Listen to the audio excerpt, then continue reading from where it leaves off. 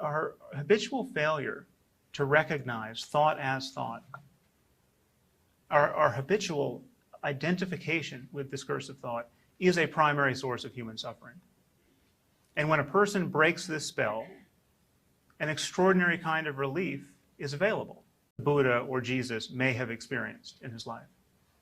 So apart from just commending these phenomena to your attention, I want to say that our neglect of these phenomena as atheists puts us at a rhetorical disadvantage, because millions of people have had these experiences, and many millions more have had glimmers of them. And these experiences are often the most important and transformative moments in their lives. And if we, by definition, ignore them because of their entanglement with religion, we appear less wise than even our craziest religious opponents. Now, I don't know if the universe is, as J.B.S. Haldane said, not only stranger than we suppose, but stranger than we can suppose. But I'm pretty sure that it is stranger than we as atheists tend to represent while advocating atheism. I mean, as atheists, we tend to give people a sense, and even give ourselves a sense, that we are well on our way to purging the universe of mystery. As advocates of reason, we know that mystery is going to be with us for quite some time. In fact, there are good reasons to believe that mystery may be ineradicable from our circumstance. I mean, because however much we understand the universe, it seems like there could well always be brute facts which we can't explain, but which we must use to explain everything else. Now, this is not a problem for human life. It is not a barrier to human happiness.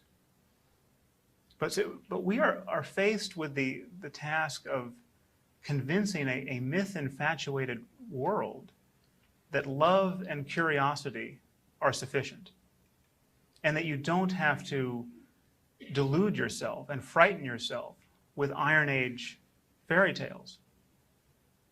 This is a monumental task. I don't think there's any intellectual struggle more worthy of our efforts. This is a future absolutely worth fighting for.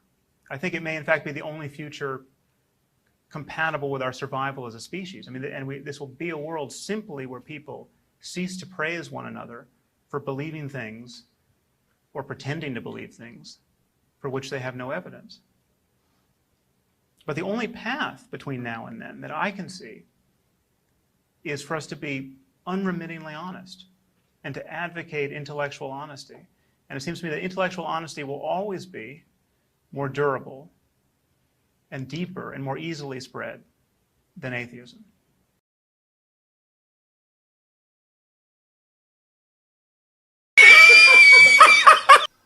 What are you talking about? You're embarrassing your movement. You're not talking about the cold, hard, reductionist, scientific, materialistic, naturalistic point of view. You're now slowly using a bit of technical jargon, a bit of rhetoric, a bit of semantics, a bit of sophistics. You're trying to fit a little bit of spirituality into your little movement, aren't you? Because you realize it's going to fail without it. Because the essence of human beings is we're not just physical. Because if we were, we would be doing what Richard Dawkins says, the highest rationale of our existence is the preservation of our genes. That's how we should be behaving. That's how you should act. Don't start acting like us. Because if you start acting like us, well, firstly, it shows your inferiority complex. And secondly, it just shows that your worldview is actually undermined by the behavior of human beings, which is to connect with a higher spiritual power. So while I go off and pray, why don't you go do some reproduction?